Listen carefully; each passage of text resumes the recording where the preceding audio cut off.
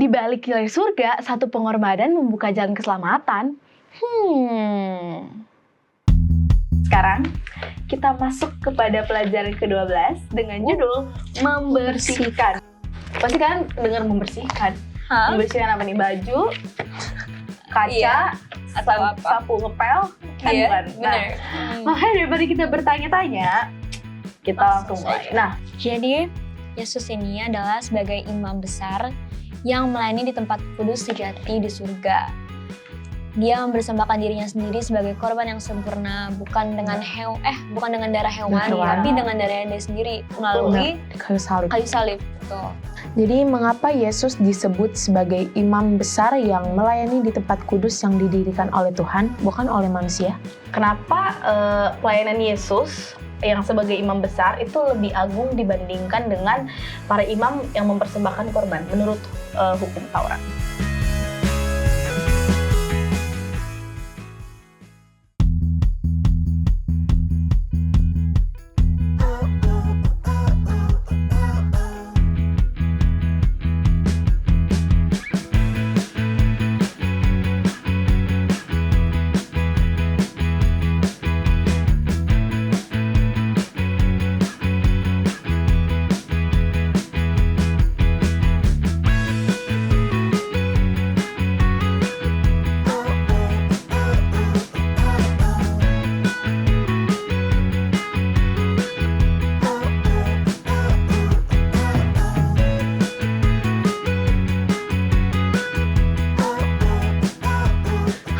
Hai teman-teman, kembali lagi di Cornerstone Connection. Ya, dengan aku Felicia Kaligis dan dua teman aku ada. Hola everyone, nama aku Janice dan sini ada. Oke, karena jadi tadi udah pakai olah, aku akan dengan ni hao. Kembali lagi bersama dengan aku Maureen. Oke, yeay. Apa kabar kita semua di sini? Baik. Baik, Puji Tuhan. sehat, puji Tuhan, mantap. Puji Tuhan. Oke, kita akan belajar Cornerstone pada hari ini. Tapi buat teman-teman yang belum punya bukunya, bisa langsung kontak melalui sosial media Hope Channel Indonesia atau call center di bawah ini. Biar kita bisa sama-sama Lanjut. belajar dengan enak dan seru. Ya, walaupun sisa satu sahabat lagi, tapi nggak apa-apa. Gak apa-apa. Atau enggak, ya mungkin ditahan dulu. Oh, Triwulan depan, iya. bentar Masih lagi. bisa baca dari Iya, Alkitab sahabat kok. pertama, pokoknya sahabat 13 nanti langsung pesen. Aku langsung, Kak, aku PO. Aku PO buat triwulan yang ke-4. Oke. Nah, sekarang kita masuk kepada pelajaran ke-12 dengan judul membersihkan. Bahkan di sini gambarnya adalah orang ngasih baju ke aku nggak Baju tahu bersih, baju tukang bersih. laundry atau ini tukang laundry ya. Kita ngomong di Teman-teman lihat, ini kayak ngasih baju. Nah, apa sih maksud membersihkan? Menarik nggak sih? Kayak pasti kan dengar membersihkan. Hah? Membersihkan apa nih? Baju, kaca, Iya. Atau apa? sapu ngepel, kan Iya, bukan? Nah, benar. makanya daripada kita bertanya-tanya, kita langsung mulai. Nah, buat yang belum punya buku nih, pastinya yang akan triwulan depan minta baca di Ibrani 8 ayat 1 sampai 6 dan Ibrani 9 ayat 11 sampai 15 dan ayat 18 sampai 25. Oke, mungkin Felicia bisa mulai. Oke. Kita masuk ke dalam ceritanya. Inti segala yang kita bicarakan itu ialah kita mempunyai imam besar yang demikian, yang duduk di sebelah kanan tahta yang maha besar di sorga, dan yang melayani ibadah di tempat kudus, yaitu di dalam kemah sejati, yang didirikan oleh Tuhan dan bukan oleh manusia. Sebab setiap imam besar ditetapkan untuk mempersembahkan korban dan persembahan, dan karena itu Yesus perlu mempunyai sesuatu untuk dipersembahkan. Sekiranya ia di bumi ini, ia sama sekali tidak akan menjadi imam, karena di sini telah ada orang-orang yang mempersembahkan persembahan menurut hukum Taurat. Pelayanan mereka adalah gambaran dan bayangan dari apa yang ada di sorga, sama seperti yang diberitahukan kepada Musa ketika ia hendak mendirikan kemah. Ingatlah demikian firman-Nya, bahwa engkau membuat semuanya itu menurut contoh yang telah ditunjukkan kepadamu di atas gunung itu. Tetapi sekarang ia telah mendapat suatu pelayanan yang jauh lebih agung karena ia menjadi pengantara dari perjanjian yang lebih mulia yang didasarkan atas janji yang lebih tinggi. Tetapi Kristus telah datang sebagai imam besar untuk hal-hal yang baik yang akan datang. Ia telah melintasi kemah yang lebih besar dan yang lebih sempurna yang bukan dibuat oleh tangan manusia. Artinya, yang tidak termasuk ciptaan ini, dan ia telah masuk satu kali untuk selama-lamanya ke dalam tempat yang kudus, bukan dengan membawa darah domba jantan dan darah anak lembu, tetapi dengan membawa darahnya sendiri. Dan dengan itu ia telah mendapat kelepasan yang kekal. Sebab jika darah domba jantan dan darah lembu jantan dan percikan abu lembu muda menguduskan mereka yang najis, sehingga mereka disucikan secara lahiriah, betapa lebihnya darah Kristus yang oleh Roh yang kekal telah mempersembahkan dirinya sendiri kepada Allah sebagai persembahan yang tak bercacat akan menyucikan hati nurani kita dari perbuatan-perbuatan yang sia-sia, supaya kita dapat beribadah kepada Allah yang hidup. Karena itu ia adalah pengantara dan dari suatu perjanjian yang baru, supaya mereka yang telah terpanggil dapat menerima bagian kekal yang dijanjikan, sebab ia telah mati untuk menebus pelanggaran-pelanggaran yang telah dilakukan selama perjanjian yang pertama. Itulah sebabnya maka perjanjian yang pertama tidak disahkan tanpa darah. Sebab sesudah Musa memberitahukan semua perintah hukum Taurat kepada seluruh umat, ia mengambil darah anak lembu dan darah domba jantan serta air dan bulu merah dan hisop, lalu memerciki kitab itu sendiri dan seluruh umat sambil berkata, "Inilah darah perjanjian ditetapkan Allah bagi kamu, dan juga kemah dan semua alat untuk ibadah dipercikinya secara demikian dengan darah, dan hampir segala sesuatu disucikan menurut hukum Taurat dengan darah, dan tanpa penumpahan darah tidak ada pengampunan. Jadi segala sesuatu yang melambangkan apa yang ada di sorga haruslah ditahirkan secara demikian. Tetapi benda-benda sorgawi sendiri oleh persembahan-persembahan yang lebih baik daripada itu.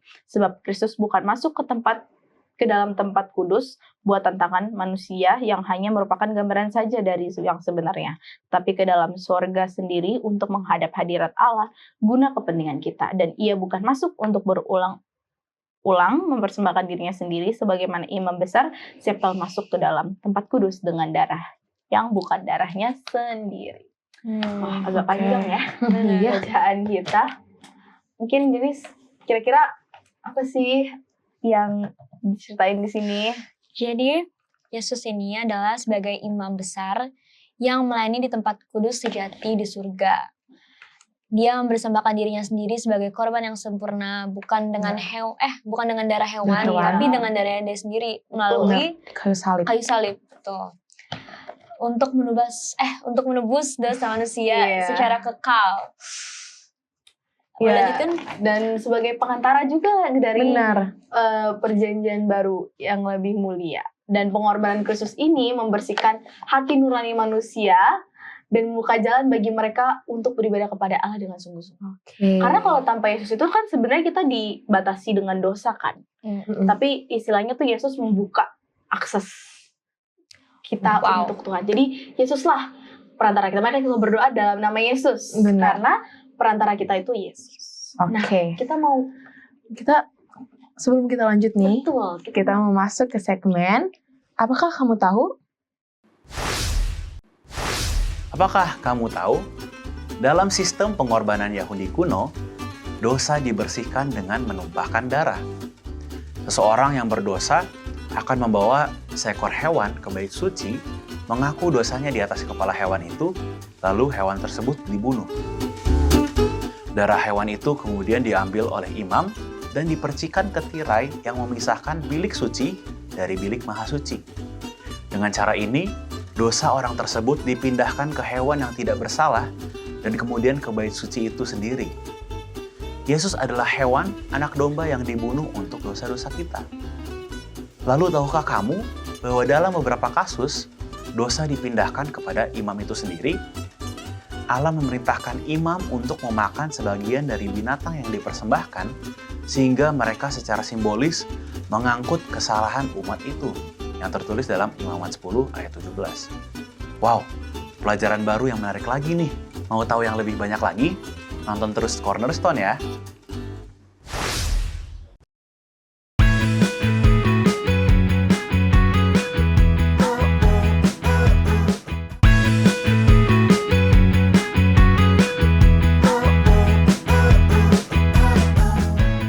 lagi di Cornerstone Connection. Program ini hadir untuk membimbing kamu mempelajari Alkitab lebih dalam lagi.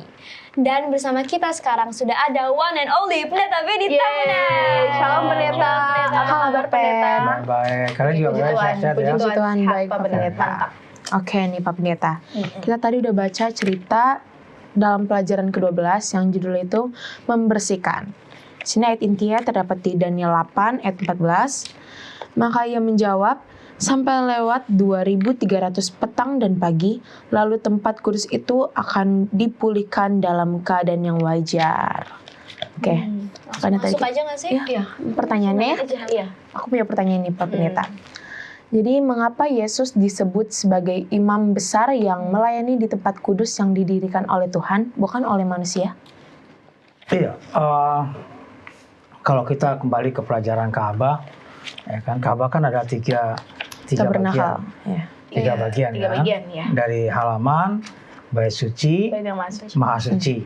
Ya, dari halaman itu, disitulah orang membawa korban, bawa binatang, ya sesuai dengan kemampuannya, ya bawa sapi atau kerbau atau kambing atau sampai burung sekalipun yang paling kecil sekalipun ya sesuai dengan kemampuan mereka, dan mereka mengaku dosa kemudian potong, kemudian dagingnya ditaruh di mezbah korban bakaran, cuci, kemudian darahnya dimasuk oleh imam biasa ke dalam bilik suci, ya dipercikan, kemudian kembali. Itu rutin setiap hari, imam biasa yang melakukannya. Kita tahu bahwa imam itu kan terbagi dua, imam besar dengan imam biasa.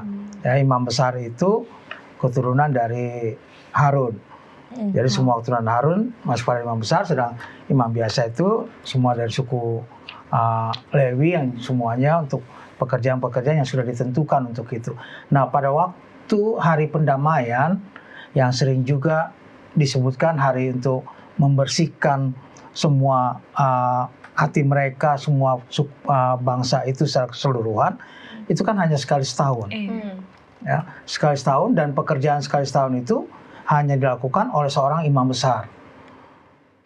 Imam biasa tidak melakukannya. Jadi imam besar itu melakukan pekerjaan mengantarai dosa semua umat pada waktu itu, dan kalau ada umat juga harus mengakui dosa mereka. Gitu.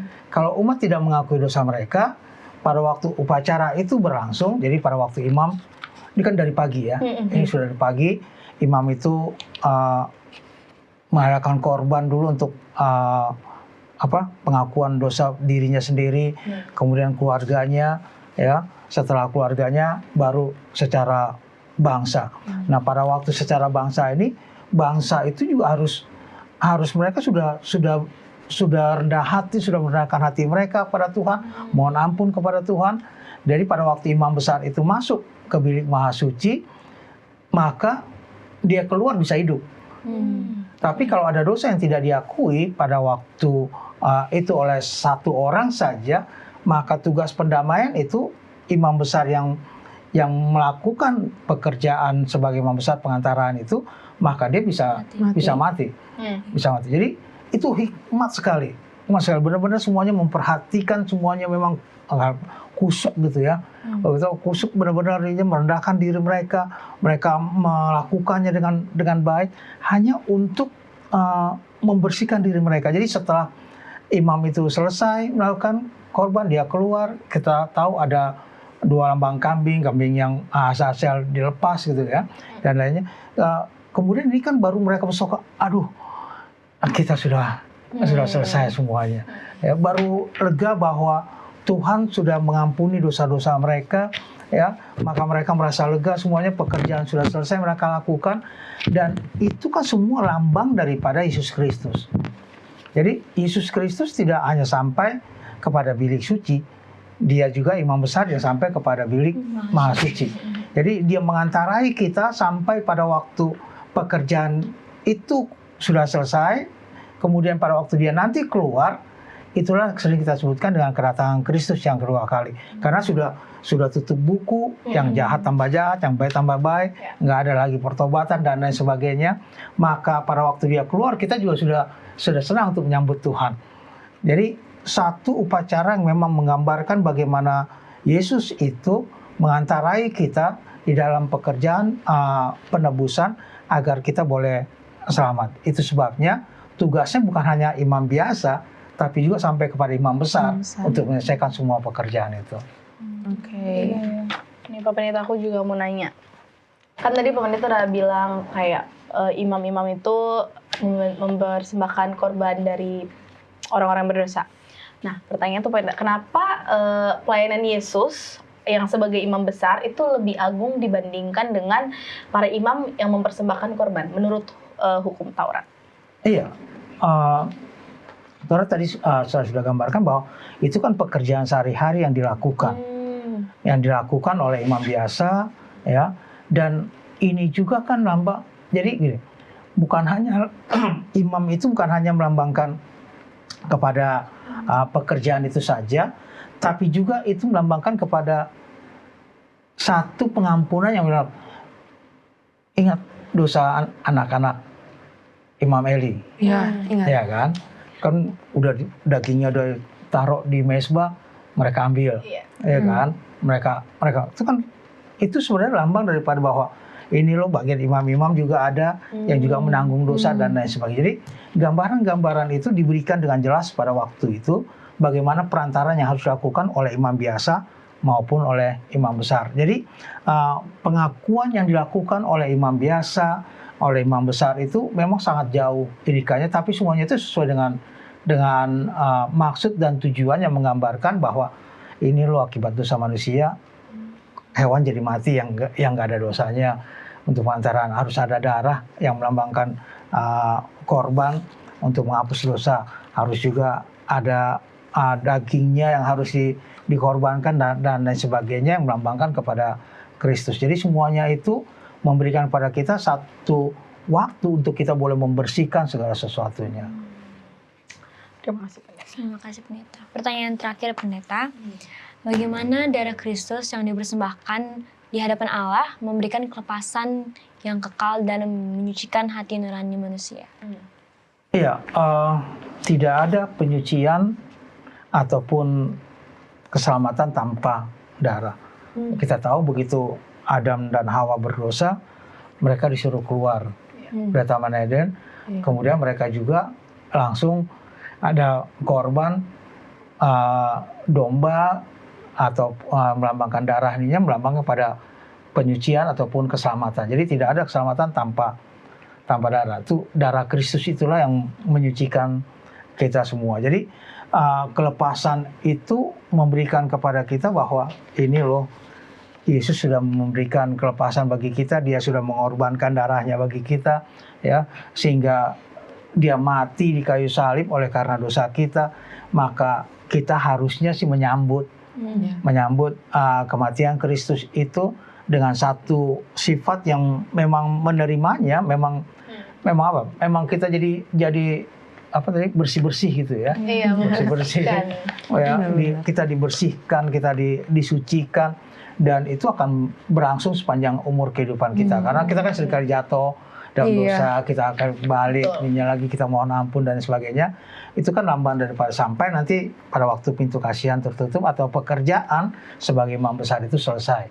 Jadi tidak hanya sekedar kepada kemampuan saja, tapi juga kepada sifat kita itu untuk boleh menerima Yesus sebagai imam besar yang mencurahkan darahnya bagi kita, menjadi pengantara bagi kita, yang sudah membersihkan segala dosa-dosa kita. Terima kasih banyak Kak Pendeta untuk menjawab pertanyaan kita. Jadi maksud membersihkan adalah membersihkan kita dari dosa. Jadi itu maksud judulnya. Bukan bersih-bersih. Bukan bersih-bersih ya. Oke, baiklah. Saat ini karena kita tanya-tanya Pendeta, kita juga mau tanya teman-teman dalam segmen Apakah Pendapatmu?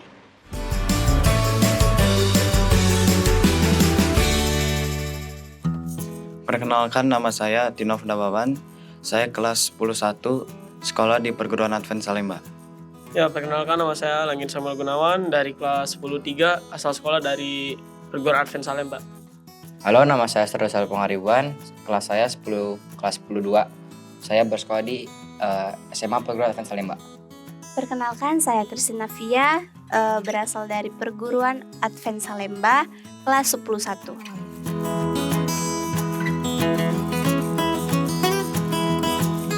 Tugas imam di Ka'bah Bait Suci yang pertama membawa korban persembahan, kedua melayani Tuhan, dan menjadi pengantara antara umat dan Allah. Yang pertama itu melayani Tuhan dan terus mempersembahkan korban persembahan. Terus yang ketiga menjadi tempat untuk perantaraan antara umat manusia dengan Tuhan. Menurut saya tugas imam di Ka'bah adalah pertama melayani Tuhan, mempersembahkan kobaran untuk Tuhan, dan menjadi pengantara umat dan Allah. 3 tugas utama imam di Ka'bah Bait Suci yaitu yang pertama melayani Tuhan, yang kedua menjadi pengantara antara umat dan Allah, dan mempersembahkan korban.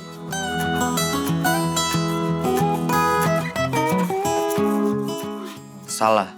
Salah. Benar. Benar.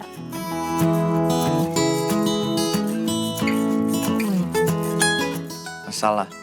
Salah. Salah. Benar.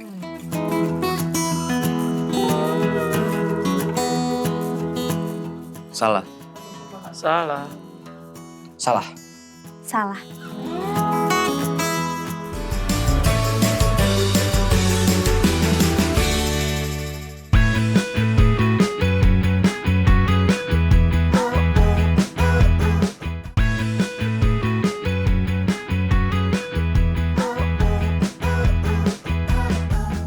Kembali lagi di Cornerstone Connection. Wah, kita udah denger ya pendapat dari teman-teman kita dan Keren banget. ternyata pinter-pinter juga ya mereka tentang Ka'bah. Puji Betul Tuhan. nggak? Jadi mereka belajar dengan benar. Benar, jadi ternyata itu udah pengetahuan umum bagi anak-anak kita. Iya, Maksudnya kita sebagai zaman anak-anak sekarang. udah jadi pengetahuan umum. Jadi bukan yang kayak, aduh nggak tahu, emang iya Ka'bah cuma boleh imam gitu kan. Ternyata mereka pinter-pinter banget. Nah, karena kita sudah di ujung pelajaran kita, Iya, pelajaran 12. Jenis mungkin Bolehkah kita meminta kesimpulan dari pendeta? Baik, kesimpulan pelajaran kita di pelajaran ke-12 membersihkan bahwa pekerjaan imam besar, pekerjaan imam atau pelajaran mengenai Ka'bah adalah lambang daripada kematian Kristus, bagaimana pengorbanan Kristus, ya, bagaimana darahnya tercurah yang dilambangkan dengan hewan yang disembelih dan darahnya dipercikkan dan lain sebagainya, dan itu juga lambang daripada pembersihan, ya, pada waktu 1844 diperkirakan itulah pembersihan, ya, pembersihan daripada dunia ini, pembersihan daripada dosa, sehingga adanya kekecewaan besar pada waktu itu. Tetapi kita jangan lupa bahwa pekerjaan itu Yesus lakukan adalah untuk keselamatan kita. Jadi marilah kita boleh membersihkan semuanya, tetap kita bersih, di mana Tuhan sudah melakukan itu bagi kita, maka pekerjaan kita adalah mempertahankannya, supaya pada waktu Tuhan datang nggak sia-sia pekerjaan yang sudah lakukannya. Tidak sia-sia pengorbanannya di kayu salib untuk menebus kita agar kita boleh hidup bersama-sama dengan Dia. Amin. Oke, Pak Pendeta, makasih atas kesimpulannya. Sekarang kami mau minta Pak Pendeta untuk tolong doain kami dan teman-teman di rumah. Kita berdoa. Bapa di surga, kami berterima kasih oleh karena waktu yang indah Tuhan berikan bagi kami untuk mempelajari firman Tuhan. Kami terima kasih atas pelajaran ke-12 yang mengingatkan bagi kami mengenai pelajaran Ka'bah, apa yang dilakukan oleh orang-orang bangsa Israel pada waktu itu yang melambangkan kepada pengorbananmu di kayu salib, dan juga bagaimana saat-saat kedatangan Tuhan pada waktunya. Bapa dalam surga, biarlah kami boleh tetap melakukan apa yang bisa kami lakukan untuk membersihkan diri kami, agar pengorbanan Yesus Kristus di kayu salib tidaklah sia-sia bagi kehidupan kami. Tuhan boleh memberkati semua orang-orang muda, baik ada di rumah, dimanapun mereka berada, juga dalam keadaan apapun, Tuhanlah bersama-sama mereka, dalam semua aktivitas serta kegiatan mereka, juga rencana-rencana hidup mereka. demikian juga yang sakit, Tuhan berikan kesembuhan. Ampuni segala dosa dan kesalahan kami, karena kami berdoa dalam nama Putra-Mu Yesus Kristus, Tuhan dan Juru Selamat kami. Amin. Amin. Terima kasih Pak Pendeta. Sudah sampailah kita ke penghujung pelajaran ke-12 ini. Kiranya pelajaran pada minggu ini bisa menjadi berkat untuk kita semua, bisa menjadi pedoman dan bisa kita aplikasikan dalam kehidupan kita sehari-hari khususnya. Sampai ketemu teman-teman yang selalu setia dan mencari dan belajar firman Tuhan melalui Cornerstone Connection.